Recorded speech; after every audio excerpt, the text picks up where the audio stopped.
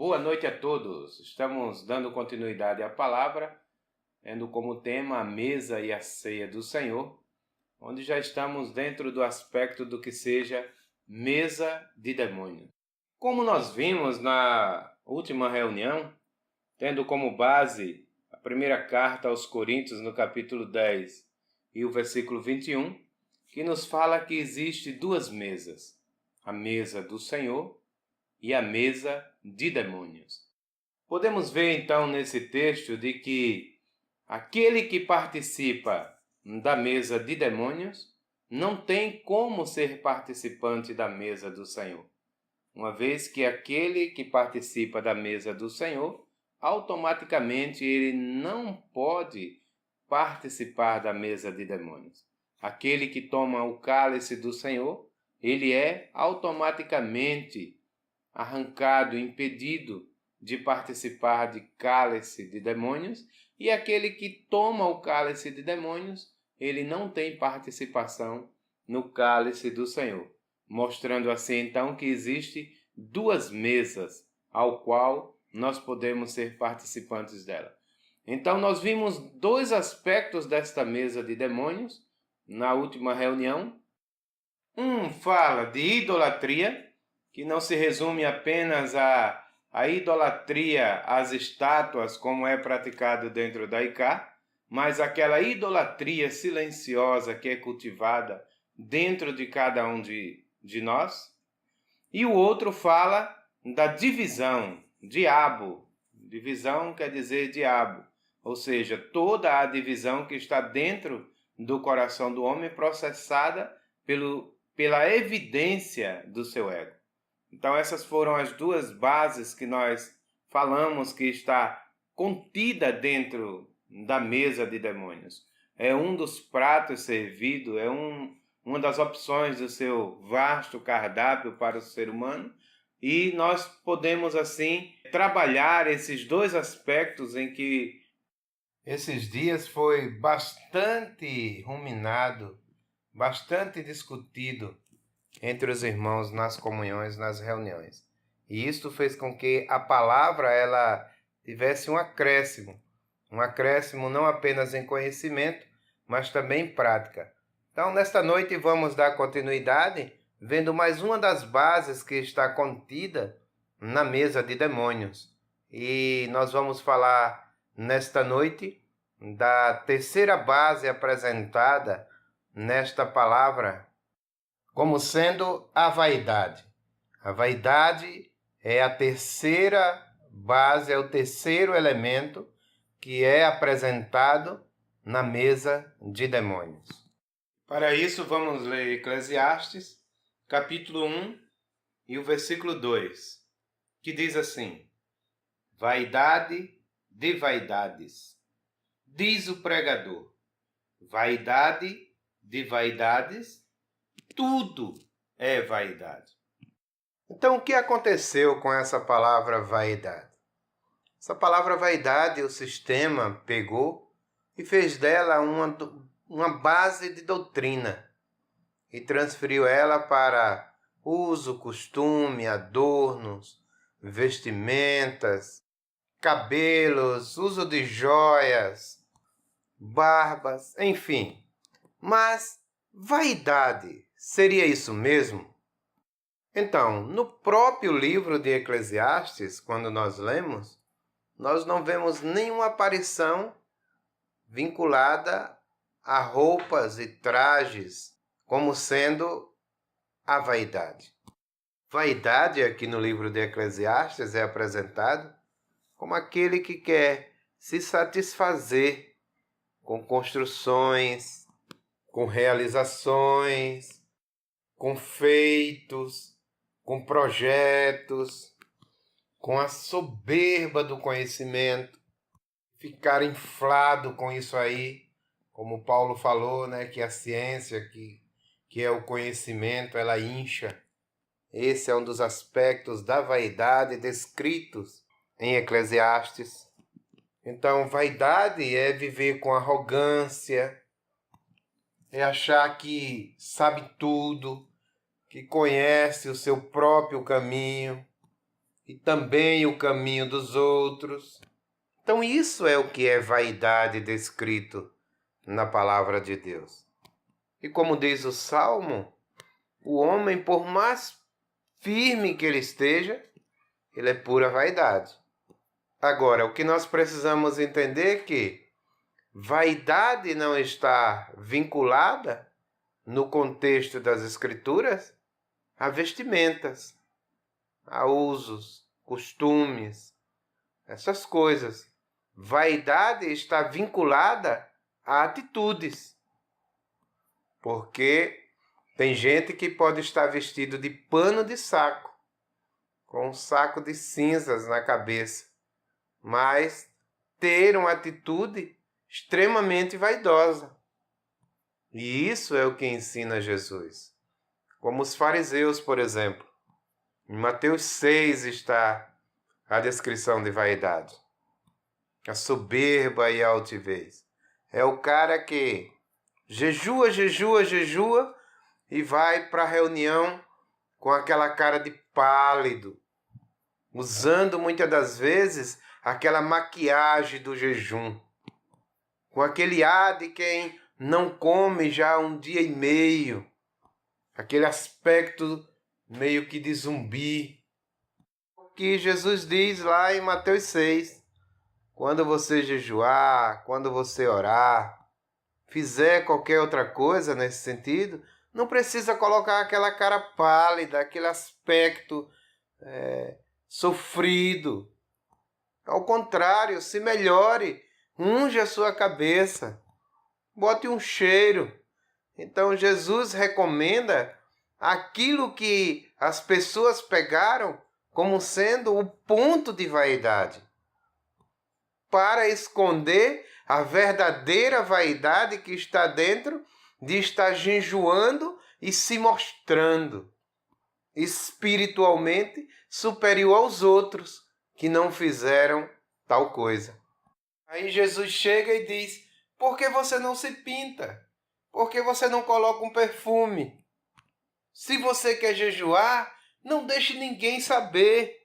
Vá para a rua com o melhor cheiro, com a melhor cara, com a melhor roupa, para que só o seu pai que está em secreto saiba que você está jejuando. Então veja como é tão sutil a questão da vaidade. O Senhor recomenda que se faça isso para que possa esconder a vaidade do jejum que está dentro do homem.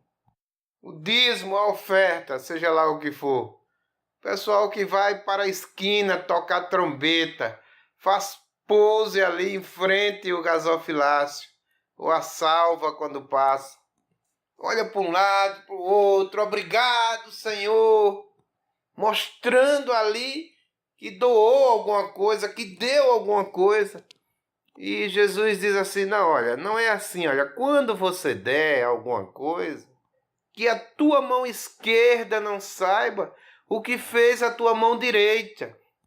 Ou a mesma coisa ele fala do que seja as orações públicas. Não fica orando na praça, na esquina, como se estivesse tocando uma trombeta. Ao contrário, entra no teu quarto. Então é tudo o contrário. Vaidade não é o que eu visto, não é como eu corto o meu cabelo, não é o quanto de joias que eu coloco nos meus dedos, no meu pescoço. Vaidade não é uma questão de aparência, mas é uma questão de íntimo, é uma questão de atitude. Então é esta vaidade que está dentro, é esta vaidade que te motiva a fazer algo, ainda que tenha uma aparência de coisa boa, mas que te envaidece ao ponto de você querer satisfazer aquilo que está dentro, que te leva a participar da mesa de demônios. Porque tudo aquilo que tira Cristo da centralidade e é substituído por algo que apenas alimenta, engrandece, envaidece o nosso ego, não está contido na mesa do Senhor E se só existe duas mesas, automaticamente faz parte da mesa de demônios. Então, o que é que as pessoas fazem? Elas passaram a vincular a vaidade com a aparência. Então, se a aparência está boa, tudo que está dentro, guardado, escondido no íntimo, não seria vaidade. Onde a verdadeira vaidade que o Senhor fala está dentro de cada um de nós. É aquela vaidade que está apenas aparente para a nossa consciência. Aparência de bom moço, aparência de manso, aparência de espiritual, aparência de crente, mas dentro não existe realidade, e essa é a maior, a pior, a mais perigosa vaidade que o homem cultiva em si mesmo, que o transporta para a mesa de demônios. Então, os grandes vaidosos desta vida continuam exibindo, pingando, praticando as suas vaidades, escondidos atrás das suas caras de piedosos. E isso mostra uma mesa exposta que não é a mesa do Senhor, e sim a mesa de demônios, onde muitos estão se fartando nelas. Quem diz isto é Jesus. Basta ler Mateus 6. Porque a vaidade, ela tem várias características. Ela não é de característica única. Por exemplo, tem pessoas que é manso, mas ele é manso como vaidade. Ele tem a vaidade de dizer que é manso, mas a mansidão ali faz parte apenas do seu vestuário. Então você encontra vaidade em tudo. Você pode encontrar vaidade em joelhos, subindo escadarias, fazendo penitências. Você encontra a vaidade jejuando para mostrar que é superior, que é mais espiritual. Você encontra a vaidade orando, palavras rebuscadas, discurso eloquente na oração, para demonstrar que é uma pessoa que tem um alto nível de expressão. Você encontra a vaidade em pessoas querendo conhecer a Bíblia como um livro mais do que qualquer outro ser humano na Terra. Eu sou o maior conhecedor da Bíblia, eu conheço a Bíblia de capa a capa. E o que é isso? Pura vaidade. Parece não ser, mas pode ser vaidade.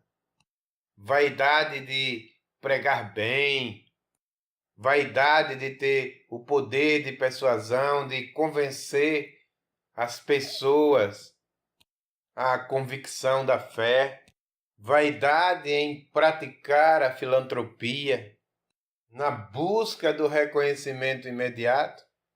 Jesus disse: a escolha é sua. Não foi isso que ele disse?